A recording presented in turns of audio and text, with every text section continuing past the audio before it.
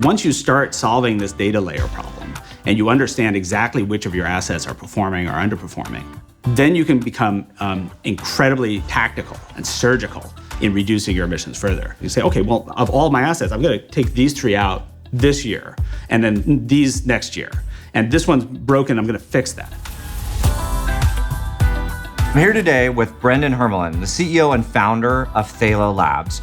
Brendan has an amazing background. He's both a scientist and an engineer. He has deployed sensors on everything from the moon to Antarctica. He's worked on autonomous vehicles from Waymo and Cruise, but he decided to start a company called Thalo Labs to help us measure, capture, and manage the emissions from buildings. Welcome, Brendan. It's great to be here, Mike. We're going to start kind of at the present.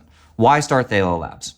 The origin story really came at the beginning of the pandemic. I got an email from someone who had been working on a satellite that was measuring greenhouse gas emissions from space. If you remember at the beginning of the pandemic, there was a real call to action where we were going to drop global greenhouse gas emissions dramatically. And it was because we were going to stop manufacturing, we were going to cut down travel, a lot of the shipping was going to shut down, right? It was supposed to be like a huge difference. And the subject of the emails was, I think we're screwed. And it was a preprint of the paper showing that we didn't drop an enormous amount of greenhouse gas emissions. It was more like maybe 8 or 9%. It's not bad. Which is good, but it's not what we expected. And that means we didn't have a good control over our sources, our sinks, or our background, or really all three of those, likely. And that's the genesis of Thalo. I wanted to do something that was incredibly based in the present and was very pragmatic and could actually make a difference like this year, next year. You kind of look at all the places that you could work and you pretty quickly end up working on emissions. And then you want to pick a big sector to go after. And the one of the biggest ones is the built environment. Well, so we're going to talk about the built environment, but I think just going back to this we're screwed email during COVID, and they're like, okay, I'm in Brendan's head, and I'm like, great, I'm going to go work on sustainability. I think there's probably a lot of people watching this that either had that moment or are having that moment. But a lot of people just like get stuck there with like, oh my God. So how did you get from we're screwed, I got to do something, to buildings? Yeah, I had spent a lot of time making systems that measured things from different platforms. And I felt that this missing gap of information could be solved by some of the technologies and some of the techniques that I'd learned over the course of my career. The moment that I really had a switch go off in my head was I was down doing field deployments of thermal systems in Antarctica. This was actually geared around a Mars analog, because one of the closest analogs to Mars is actually the Antarctic dry valleys. It's a desert, it's pretty cold. And I remember we were out in the middle of the day, and this is Antarctica, and we had our t-shirts on. If you look at the Arctic and Antarctic regions, the climate change is there. It's like incredibly obvious. That's what set me on a path to be thinking about how do we focus all of our lens, not on looking outward, but inward here at Earth. Okay, and then so you got this superpower, this Liam Neeson, very, very unique particular set of skills. Right. In your case, it is sensors. If we can't measure the problem, we don't know which parts of it to fix. And then you get into buildings. Now, so I think people understand sensors in autonomous vehicles or trying to measure, emissions from something, but what is it about buildings that we need to sort of measure to understand better? The built environment is considered usually the second largest source of greenhouse gas emissions. I actually think it's worse than that because we're not currently tracking refrigerant loss as closely as we probably should be. But whether it's first or second, it doesn't matter. It's a huge source, right? And if you go to major cities, you will find that it's not the second largest, it's super dominant.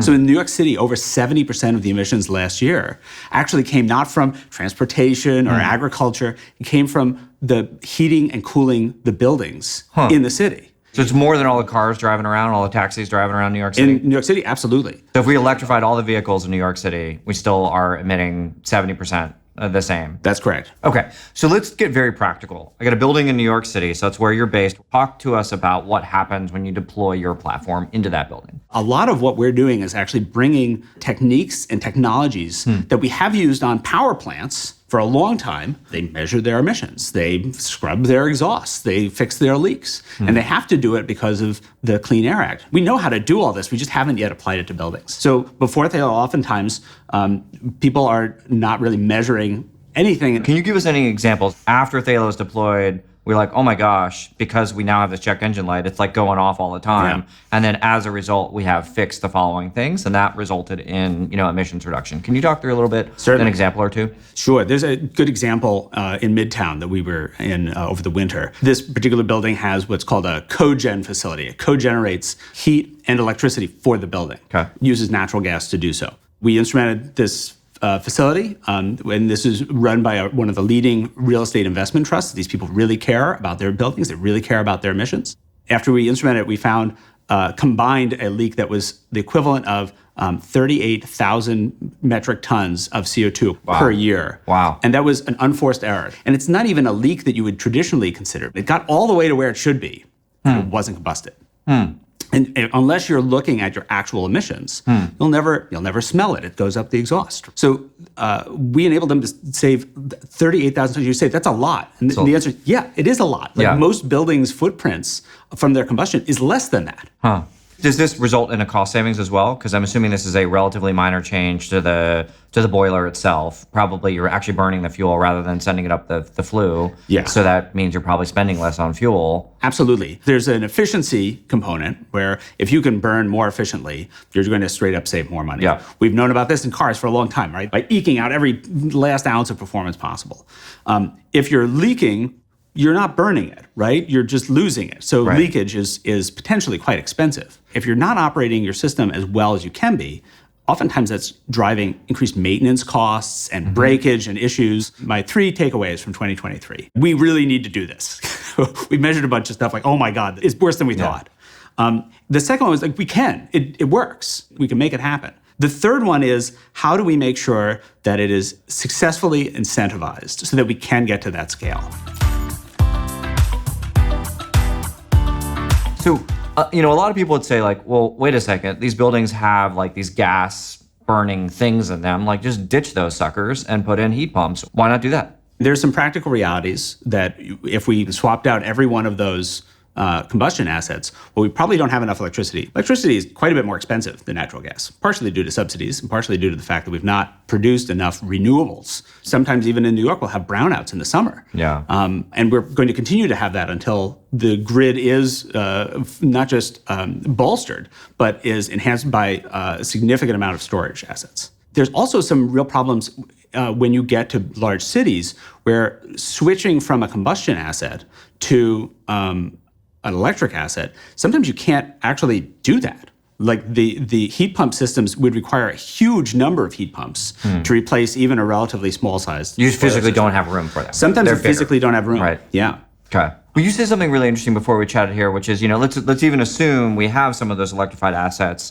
They aren't always zero emission either, particularly because of refrigerants, in the lines. Yeah.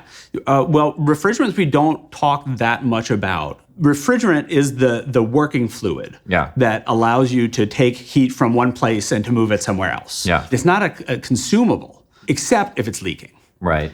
And, we talk about different greenhouse gases, like 1 ton of CO2 is 1 ton of CO2. 1 ton of methane is like 84 tons of CO2. Yeah. 1 ton of refrigerant could be thousands of tons of CO2, like 3,000 tons, 4,000 tons. It's significant. We actually have a lot of air conditioning and heat pump units already deployed. Right. What do we do with all these assets that already exist? Yeah. As you cross the Rubicon from combusting on site to a fully electric building, you can't ignore the fact that direct emissions can include leakage. Yeah. And sometimes it could be many, many thousands of tons of CO2 equivalent just from a refrigerant asset that is leaking. So even in a fully electrified world, we still need this sort of real-time sensor capacity because, the other thing we discussed is sort of, the way people detect often leaks in refrigerant is just like, my AC isn't working as well as it used to. But at that point, you may have lost 50% of your refrigerant. It's gone. It's in the atmosphere. And you're saying, hey, if we actually put some real-time sensors on here, we can detect it when it's 1% leaking rather than 50%, which is a huge cost savings, a huge emission savings, and just feels like a better approach. Yeah, I mean, I don't know as a civilization how we get to net zero and eventually net negative without knowing what's coming out of our tailpipes. Right? Like that seems like a very obvious thing to say, but how will we actually know what we're doing without measurement? The basic rubric of running a good company is you can't optimize what you can't measure. Like, how do I know whether it's working? So talk to us about why your customers buy Thalo. This is a new concept of reducing direct on-site emissions. Once you start solving this data layer problem and you understand exactly which of your assets are performing or underperforming, right now we are not combusting terribly well. And we're leaking, and it's kind of a nasty system, right? As we move towards fully electric buildings using district steam and just electricity, no combustion assets on site, then you need to worry about still leakage from those refrigeration assets. Then you can become incredibly tactical and surgical in reducing your emissions further. You say, okay, well, of all my assets, I'm going to take these 3 out this year, and then these next year. And this one's broken, I'm going to fix that. Okay, so we've talked a lot about measurement and directly remediating, but you're doing some carbon capture now. Can you talk to us a little bit about how that looks? Yeah, there's a path where eventually that building is what we would consider a net zero building. So we're in several buildings that have gotten pretty close to net zero. The environment inside the buildings from a CO2 standpoint. It's pretty high on purpose because it's very expensive to heat and cool air coming in and out of buildings. So you want to kind of minimize that from an energy standpoint. One of the things that we work with buildings to function is really understand what the CO2 is inside some of the spaces. This allows us to actually pick up CO2 in a very efficient manner, and how we can use that to our advantage to do enhanced direct air capture.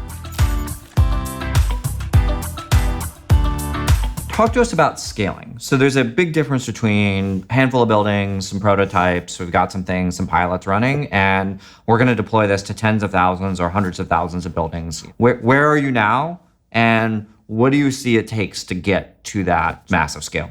The difference between now, like say 1965 and 1970, was a requirement that you're suddenly measuring the emissions coming out of vehicles. In New York City, we have a local ordinance called Local Law 97. It is the first carbon fine structure. The idea is if you have a building asset that is larger than a certain number of square feet, and it is emitting more tons of CO2 equivalent than is allowed, you will get fined. And that fine is actually quite high in terms of cost of carbon. It's $268 a ton to start.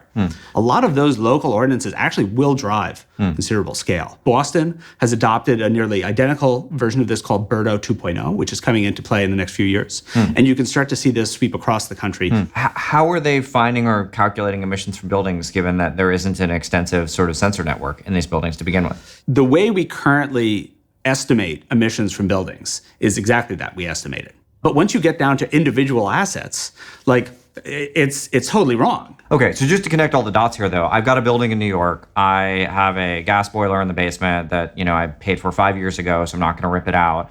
It has a leak in it somewhere that I didn't even know I had because there's no way really to detect it because I don't have any of these sensors installed. Right. As a result, some percentage of the gas coming into the building is just going straight up the flue. And so I need to burn more gas to make up for that. And then at the end of the year, I get this fine from New York City because you guys are using more gas than you should be. And so what Thalo can do is come in and say, look, let's put some sensors on this thing and go, oh my gosh, you're not burning all of this. You have a lower gas bill, you have a lower fine, and you're lowering emissions. So you're saving money and you're improving the environment. Is that the kind of the full picture of what's happening? Yeah, if you can suddenly understand everything that's coming in and out of that from a direct emission standpoint, then you can be much more tactical in just reducing how much emissions are coming out. Kind of, right? That's a very straightforward concept.